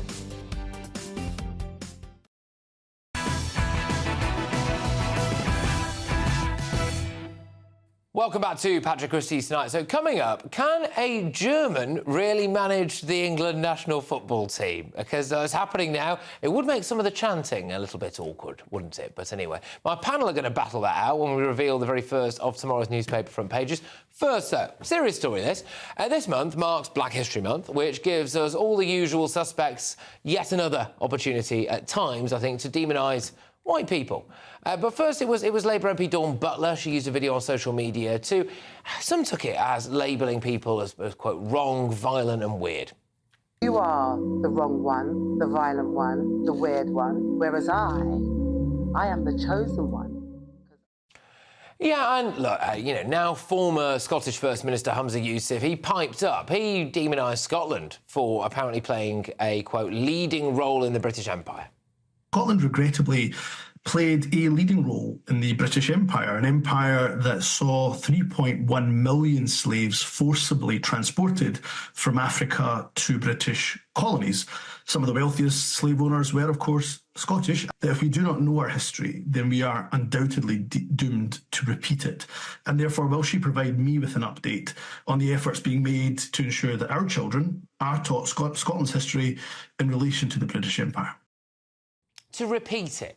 Do you honestly think that we would repeat the slave trade now? I mean, a lot would have to happen, wouldn't it? But anyway, that comes after the campaign group Black Curriculum called on the government to make Black History Month compulsory in schools all year round to help, they said, to help prevent racist riots. Now, speaking to none other than The Guardian, the founder of the group, Lavinia Stennett, said, as long as we place Black history as a thing that is in October, as long as we continue to place Black history as a thing that's only for Black people, as long as we place Black history is only focused on the metropolitan areas and negating those rural areas where a lot of the riots actually kicked off, then we'll forever have instances of young people who continue to be ignorant and racism will be fuelled. Well, look, I thought we'd have a bit of a debate on this, so going head-to-head on this now are the former chairman of the Black Police Association, Leroy Logan, and Tory councillor and teacher, Ron Mashiso. Both of you, thank you very much. Great to have you on the show. Ron, I'll start with you on this. Do you think that comments like this, and I don't use this phrase lightly, but do you think comments like that are, in a way, kind of race-baiting almost? Well, Patrick, I think what's happening here is people are making, especially politicians, are making political mileage out of a very, very serious and sensitive subject, racism. And yes, I think I would agree with you in many ways that this is actual race baiting. OK, all right. And Leroy, I'll come to you on this. I mean, would you say that it is as well, or are you all in favour of it? Well, I know politicians have their points, but I'm just going by the original article which has created this debate. To be quite honest, it's nothing new. There's been various attempts to inform the national curriculum. I know the various networks in the education department was working with permanent secretaries, Gavin Slater, looking at how they can inform the curriculum. So there were some really important attempts. And in fact, I made Black History Month not just the month, but the whole year round through a charity I generated or developed 20-odd years ago called Voyage Youth, where we have a BTEC level 2 on not only leadership, but on having a more informed curriculum, so that it informs the curriculum they have in the school. And what we saw was an improvement in inclusivity, empathy, critical thinking, and self-empowerment. And that wasn't just Black students, that was right across the piece. And we've been replicating that over the years. It's now called Young Leader for Safer Cities. And various other things. So on the ground, it can have some real benefits. I don't want to go down the political road, say it's race baiting. It has actually got some educational benefits. That's your view. Look, absolutely, that's your view. And I will come back to you. Ron, I can't help but wonder, though, whether or not it serves to highlight differences between people on the basis of skin colour, frankly, that maybe children wouldn't particularly notice unless they have their faces kind of, rubbed in that direction? Yeah, I think Leroy points to the fact that the article talks about, the Black history not being taught in schools. Now, I work in a school. I teach Harry in a school in West London. And I know that through my time there as a teacher, I do talk through my experience as a Black person coming from Uganda into this country as at age 11. So it's taught throughout the kind of the way I deliver my subject knowledge and my subject content. But also in terms of the school itself, we don't teach, Black History Month in October. The Black history is actually part of British history. We incorporate it within our British history. So when we talk about Tudors, we talk about John Blank, who was the trumpeter for Henry VIII. We go all the way through, and we talk about Mary Seacoast. And then only in October do we then use that as a celebration of Black history. But then in November, for example, in our Year 9 classes, we start talking about the civil rights movements back also in America as well as here. So it's a full holistic approach to Black history. And what I say about race baiting is that these politicians are showing this only a Black History Month where they start talking about the issues of race. Issues of race are around all year round. All right, Leroy, can I just ask this? I mean, look, I'll be honest, when I see about Black History Month or stories like this, I do wonder, you know, why just Black History Month? Why isn't it, you know, we don't seem to see a similar thing, for example, for, I don't know, the Chinese population, or we don't actually see the same thing for, as far as I'm aware anyway, really. We don't have like a kind of Muslim History Month, do we? I don't think we have a Hindu History Month or, you know, British Indian History Month or things like that. Why Black History Month?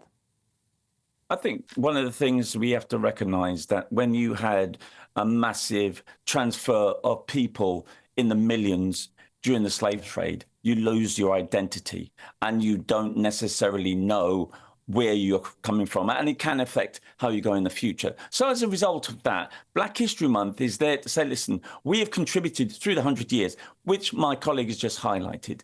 And it's not just from the Windrush generation in 1948. And so our young people need to understand they contributed, or their ancestors have contributed, and it actually helps them to have a stronger sense of identity, not just on social media or peer pressure. They know where they're coming from, so that hopefully helps them to know where they're going. And I think it prevents this thing called self-loathing, because sometimes when you don't understand where you're coming from, my brother here is from Africa. He will know his identity.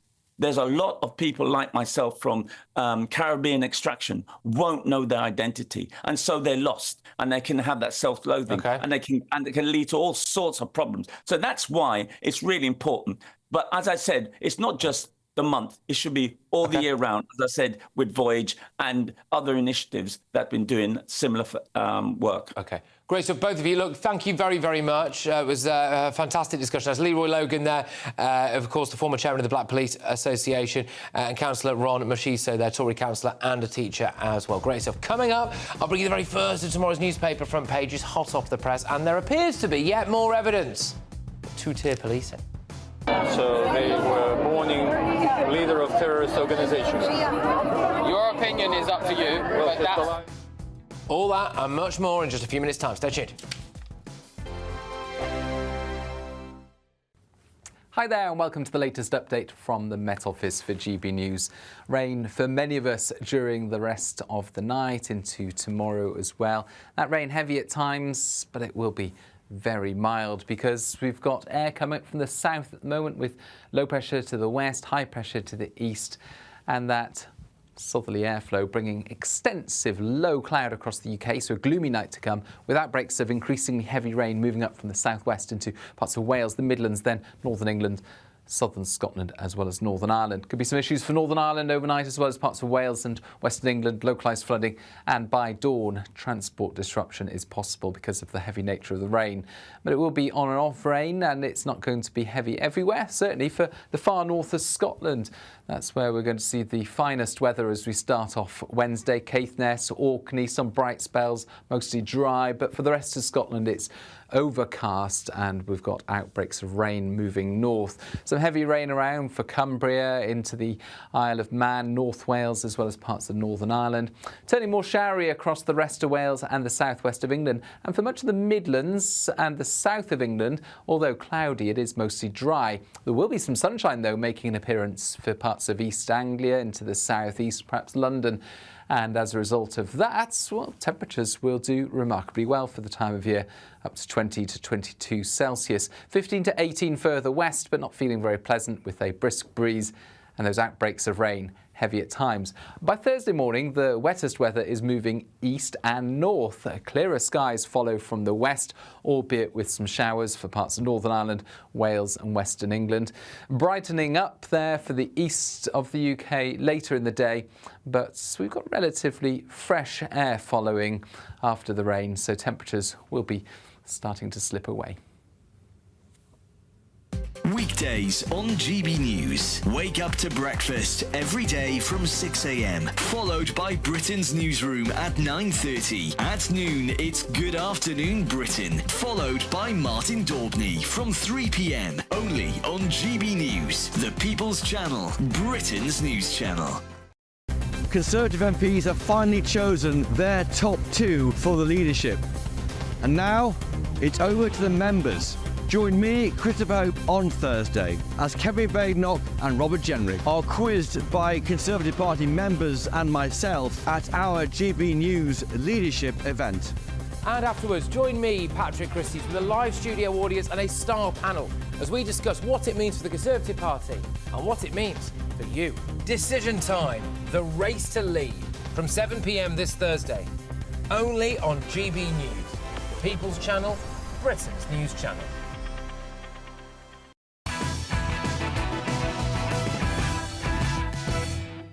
Welcome back to Patrick Christys tonight. I've got some front pages for you. Let's do it. So we start with the Metro.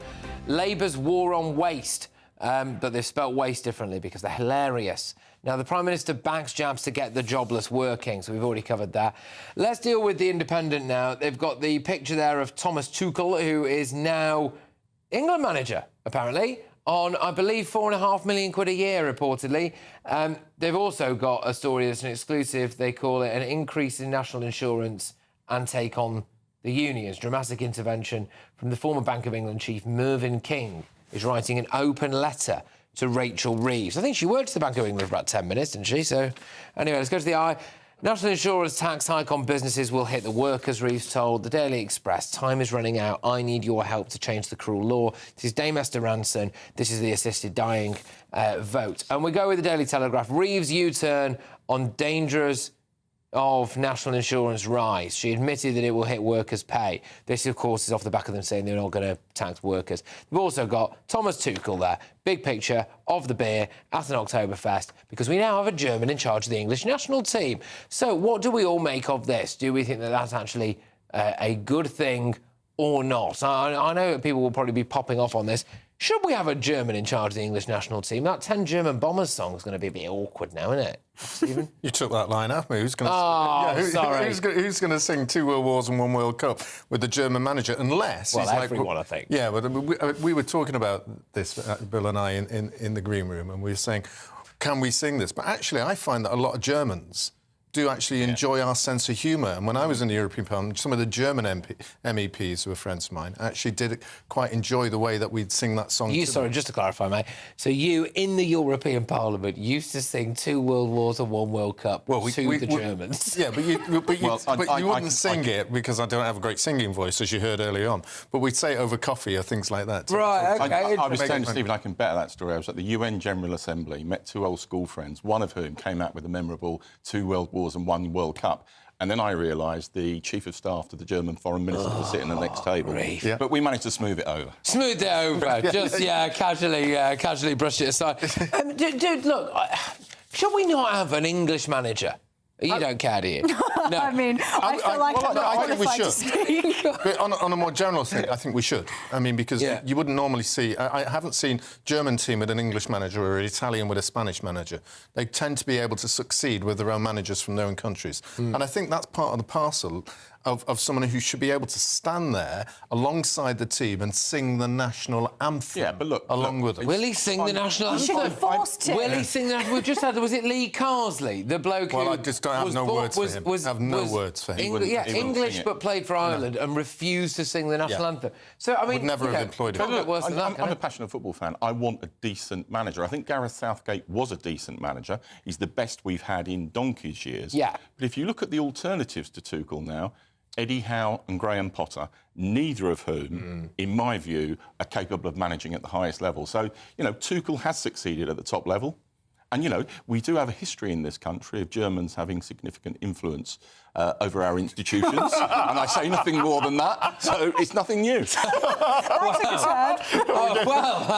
I feel qualified to speak again. OK, all right, well, look, hey, that's one of the big stories today, that Thomas Tuchel is now the England manager, supposedly trousering about £4.5 million Only a mere year. 4.5. A lot less than he'd earn in the Premier League. Yeah, a lot less. Apparently he was on £9 million at Bayern Munich. But anyway, I'm being told to keep it moving. So this is something that Emma is, I think, more qualified to talk about in a sense. And it is an unfortunate one, but it's the shocking moment that Met police officers seemingly refuse to acknowledge, well, they do refuse to acknowledge that Hezbollah is a terrorist organisation, arguing instead that that is a matter of opinion. So they were mourning leader of terrorist organizations. Your opinion is up to you, Well, but that's... Hezbollah is legally a terrorist organization. Again, sir, your opinion is your opinion. No, it's not my opinion. It's opinion of the government. Okay, well, we're not allowed to take opinions. Yeah. Sorry? We're not allowed. We don't take opinions. It's not an opinion. We're just here. It's not an opinion. It's a... That's your opinion that it's not an opinion, okay? Yeah, I mean, what do you make of that? Are they a bit thick, or do they not read the news? Do they not care? Badly trained. Badly trained? We've seen some pretty appalling police incompetence over the last year or so, particularly since October the 7th last year. And even I was gobsmacked seeing this footage, because the idea that you could send police officers to police a vigil being held for the leader of a terrorist organisation, and those police officers think that it's a matter of opinion that that group are a terrorist organisation. And like we were saying earlier, you have, all these cases of the police trying to, weasel their way around definitions of jihad and that sort of thing, and not picking up people on the street until Twitter causes enough of a storm around it that they're effectively forced to do their job and actually police. I think it's a genuine worry that there are police officers on our street who are so badly educated on the law that this, and like we were saying earlier, I don't think there is any context at all to excuse what those police officers I think if someone... Look... But it's the fault of the leadership. I might get in trouble for saying this, but I would... If you're going to have a vigil for the dead leader of a terrorist organisation, I would let that vigil take place and I would attend with a rather large net and I would round those people up, because I think what you are doing there is openly displaying sympathy for a terrorist How is that not leader. glorifying terrorism? You can't do that. I mean, look, you can't round up terrorist sympathisers. The numbers involved. You've quoted the Come on, opinion. but Patrick, it's a good thing. Get rid of loads of people if they support terrorists. We can't go sorry, we've got too many terrorists. You need better training for the police to handle extremely difficult situations. But, the numbers involved. You quoted the opinion poll. 10% of young people support Hamas. Now, they're utterly wrong. And the law should be used to tackle those who are part of terror groups. But you start rounding up hundreds of thousands of young people... And deport them. What, British people? Terrorist sympathisers. Put them somewhere. Put them in prison, or if we can, deport them. So what the argument... So we deport British citizens? No, we put them in prison.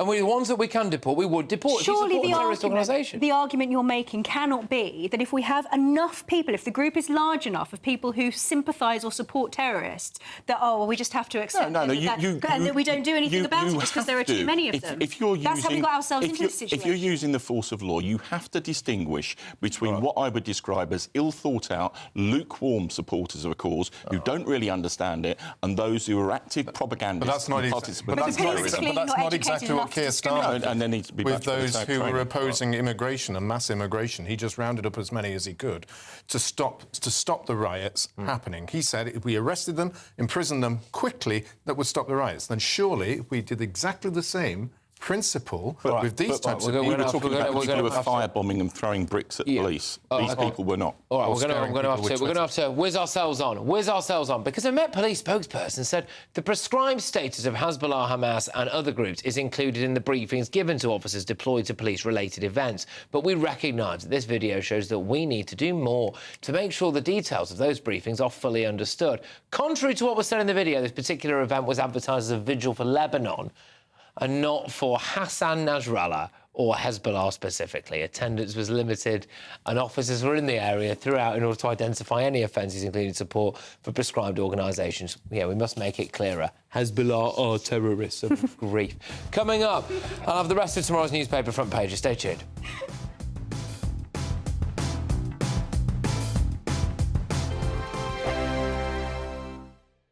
This is GB News, Britain's news channel. Love a bit of baking and share some hot tips. We're delighted to be joined by our baking extraordinaire, Matty Edgell, who won Great British Bake Off last year. Woo! Welcome. Congratulations as well. I'm sure you're sick of being congratulated. And there's a reminder. No, you like all the glory. Yeah. What was it like winning the Great British Bake Off? What's the last year been like for you? Winning it I was not expecting to win. At any point until they said my name. You're a very it was a nice guy. surprise. No, I was just really? in touch with reality. I wasn't. Was it quite a close race throughout then? Yeah, I considered myself the underdog throughout. I think the first week I turned around after the showstopper and kind of saw how good everyone was, and then looked at mine and thought, how have I got here? And that kind of theme followed through. But then that's surely like an underdog. Yeah, it did. Actually, I'm going to get better throughout this. Yeah, I think it made me kind of like really tune into the feedback that they was giving me and trying to embed that throughout. So that's probably why. Could you feel yourself improving as the series went on? Definitely, and I think also like kind of simultaneously my confidence improved at the same time, and then that like little bit of belief in myself probably helped out as well. What was your strength? Biscuits, cake, bread? I think cake's my strength. Cake. I think cake, typically, if you start baking, that's probably where you start, isn't it? So that was what I knew most. How did you start baking? I've been asked this so many times since... You don't know? I attribute it to my nan. Sweet. But, yeah, I would say... I think most people probably attribute it to, like, a grandparent or something that they maybe done with, like, their parents... when they was growing up, so I'll give it to my nan. Or the major lockdown baking boom. Yeah, banana bread. Everybody, all over the place, isn't it? It's good. Yeah, it's really good. I love a banana bread, even now.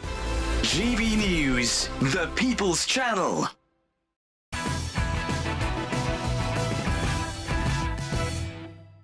Welcome back. I'm going to just round up the front pages for you. We're going to kick off with The Guardian. Undercover officers spied on Starmer in libel case. And they also have Taylor Swift, PM met the singer. We're going to be talking about that, Swiftgate. The Daily Mirror, the new Kaiser chief, ex-Chelsea manager Thomas Tuchel, agrees deal to take over the Three Lions. Let's go to the Daily Mail now. This is the story I'm going to zone in on. Now the PM is engulfed by Swift furore. So Keir Starmer and his family not only attended the concert with Taylor Swift after his ministers pressured the Met into a blue light escort for her, but they were granted a private audience with the pop star and her mother. This is a sinister new twist in the story that won't go away. Go on, I'll start with you on this. Do you think this is pretty bad? Because earlier today at Downing Street refused to confirm whether or not Keir Starmer had met Taylor Swift. OK? And now it turns out that he did. So what are they hiding?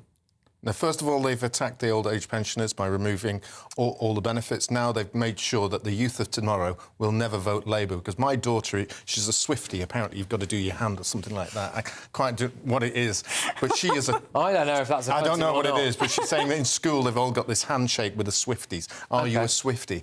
And they're appalled. They're absolutely furious that more Labour cabinet ministers and MPs went to see Swift than they did. Well, this is... Look, Bill... They can afford it. We can't. You know, so the blue light escort was given. It looks as though the police were lent on a bit. They felt so strongly about it, they went to the Attorney General. They said, hang on a minute, this is against protocol. What do we do here? Then, all of a sudden, not only do Labour go to see Taylor Swift en masse, Keir Starmer meets her and her mum as well. And he went not once but twice. One of them apparently was after they'd agreed this blue light escort. Surprised he didn't get some... let's get real. You're going to tell me it's a non-story? It is a non-story, right? You know, it's governments since time immemorial have made representations to the police about issues, but there's an absolute, very clear dividing line, operational responsibility with the police. And not one rule has been broken here. Compare and contrast with the last Tory government, where rules were broken every week. Bit dodgy, though, isn't it? Maybe. You're not a Swiftie, then? Do you know what? Go back. This is the reality. Go back over the last 30 years, and government ministers from all parties have accepted invitations to events. Right, OK. Not a lot of them are given a blue light escort to them. He just thought that she could do better for the economy than Rachel Reeves. Oh, zinger! Right on that bombshell. On that bombshell. I will acknowledge I've never listened to a song of hers. Grace, I've had to listen to the whole album over the last month. Stephen Wolf is not going to belt one out for us now. So I think Stephen is a secret Swiftie here. OK. Greatest Britain Union Jackass time. We're going to have to be quite swift with this. Who's your greatest Britain, please? My greatest Britain is Kerry Lee Galvin, who was abused by her father. He then went to prison for that sexual abuse. And she's been speaking out against the fact that he identifies now as a woman, and she has been, you know, she now has to effectively has been told she should refer to him as a woman, despite suffering sexual abuse at his hands. And the reason why I've nominated her is because not only do I think that she is astronomically brave and strong, and she's really, you know, putting herself out there for other people who are in a similar situation and speaking out about something that no one else is. I think that she is a real, proper British hero. Okay. Oh, all right, strong start. Stephen, come on, you'll go now.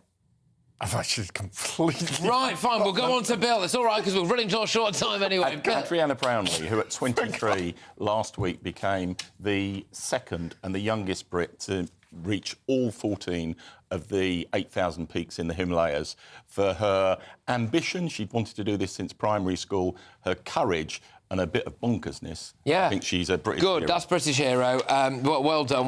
That's a good thing. I am, of course, going to go for Emma's selection there. I think that is a phenomenal choice, highlighting just a deeply concerning issue and how that particular trans ideology lunacy plays out in reality. So there we go. Now, we've only got about a minute left, so who's your Union Jackass, please? There's a council in Wales that has said that King Arthur was an LGBTQ figure, and the reason why they've done it, the reason why I've nominated them is because it's actually quite funny. It's because he once dressed up as a woman, but actually the reason why he dressed up was because he wanted to get close to a woman that he fancied. So actually it was the case of a man dressing up as a woman in order to get into women's spaces. So bit of an own goal there. There you go. OK, go on then. Well, I'm going for the MP Kim Ledbetter, who I will now call Kim Life Snatcher, because she is the person that is pushing through Parliament the assisted dying bill. OK. And I think that's appalling. OK, and people consider that... I would vote against assisted dying, but I think to call her a life snatcher is unfair. This is a very difficult debate where it's legitimate for people to hold different views. About 10 seconds, Bill. Go on, who's your Jackass? It's the individual who is a male who identifies as female, ran the Rape Crisis Centre, unbelievably, in Edinburgh, and just had a major ruling against them. I remember that. Yeah, absolutely. OK, right, tough choices here.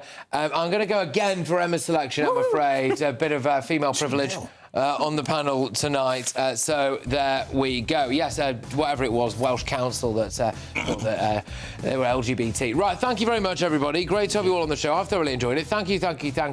And thank you for everybody who's been watching and listening. I'll see you tomorrow at 9 p.m. Headliners next. Expect a warm front, moving from the kitchen right through to the rest of the house. Boxed Boilers, sponsors of weather on GB News. Hi there and welcome to the latest update from the Met Office for GB News. Rain for many of us during the rest of the night into tomorrow as well. That rain heavy at times, but it will be very mild because we've got air coming from the south at the moment with low pressure to the west, high pressure to the east, and that southerly airflow bringing extensive low cloud across the UK, so a gloomy night to come with outbreaks of increasingly heavy rain moving up from the southwest into parts of Wales, the Midlands, then northern England, southern Scotland as well as Northern Ireland. Could be some issues for Northern Ireland overnight as well as parts of Wales and Western England, localised flooding, and by dawn transport disruption is possible because of the heavy nature of the rain. But it will be on and off rain and it's not going to be heavy everywhere, certainly for the far north of Scotland. That's where we're going to see the finest weather as we start off Wednesday. Caithness, Orkney, some bright spells, mostly dry, but for the rest of Scotland it's overcast and we've got outbreaks of rain moving north. So Some heavy rain around for Cumbria, into the Isle of Man, North Wales, as well as parts of Northern Ireland. Turning more showery across the rest of Wales and the southwest of England. And for much of the Midlands and the south of England, although cloudy, it is mostly dry. There will be some sunshine, though, making an appearance for parts of East Anglia, into the southeast, perhaps London. And as a result of that, well, temperatures will do remarkably well for the time of year, up to 20 to 22 Celsius. 15 to 18 further west, but not feeling very pleasant, with a brisk breeze and those outbreaks of rain, heavy at times. By Thursday morning, the wettest weather is moving east and north. Clearer skies follow from the west, albeit with some showers for parts of Northern Ireland, Wales and Western England. Brightening up there for the east of the UK later in the day, but we've got relatively fresh air following after the rain, so temperatures will be starting to slip away. We can expect clear skies, leading to a light and warm day ahead. Lovely. Boxed Solar, sponsors of weather on GB News. We demand good luck. Sir Jacob Rees-Mogg's State of the Nation, Monday to Thursday from 8 p.m. You must be so proud of your daughter being so just amazingly brave and a model for other people who face illness. I think we're proud of her all day, every day, and always have been. Liz has always given her all to anything she put her mind to, whether that was studying for her GCSE exams at school or whether it's been her photography and battling cancer. Liz never does anything by half, and we are so incredibly proud of her each and every day. And Liz, I noticed a wonderful line from you saying that when you've got cancer, A-levels don't matter so much. That seems to me to be a very reasonable view to take, and has given you then the chance to do these other amazing things that you will be doing more of in future with the London Ambulance Service. And I imagine many people will want to help you with your bucket list because they've now seen you and seen how brave you are. Yeah, I mean, hopefully we've already been overwhelmed by the responses and the support by so many people. I think when my mum originally posted the list, it received like 4,000 replies. It was insane, and still there's more. So